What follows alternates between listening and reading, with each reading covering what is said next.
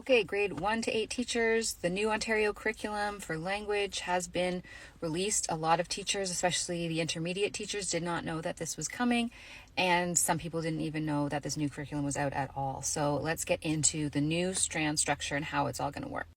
So first we have strand A, literacy connections and applications. This is our overarching strand that is the umbrella over all of the other topics that we have in our new language curriculum. Strand A includes digital media literacy, where students are going to learn to critically think about digital content that they consume, how to be a responsible citizen online, thinking about what an online presence could look like.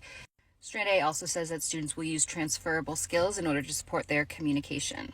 And specifically on the document, it says the learning related to Strand A takes place in the context of learning related to Strands B, C, and D, and should be assessed and evaluated within these contexts.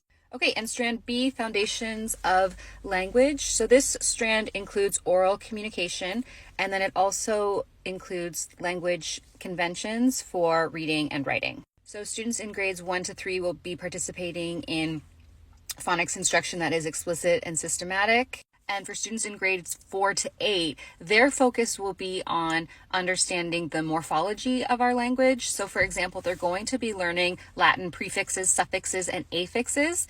Once they know the definitions of each of those parts of Latin, they will be able to read and understand about 57% of our language. This kind of knowledge is really going to be useful for these kids because say they were studying for the SAT and it's the vocabulary section.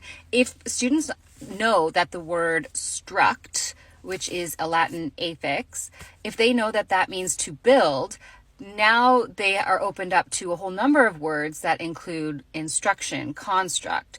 And this example just shows that understanding Latin parts is really going to support our kids' vocabulary development and in turn support their reading.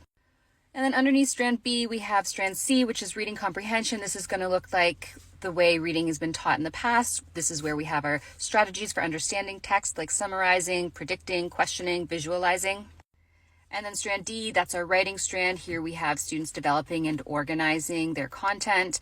We have them creating texts and publishing and reflecting on them. And we can see with the little arrows among strands B, C, and D that all of the strands are reinforcing each other and interrelated.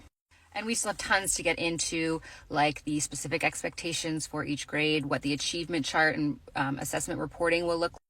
And also cursive, I've got lots of thoughts on that. Cursive will start to be taught in 3rd grade, so we'll talk about that soon too.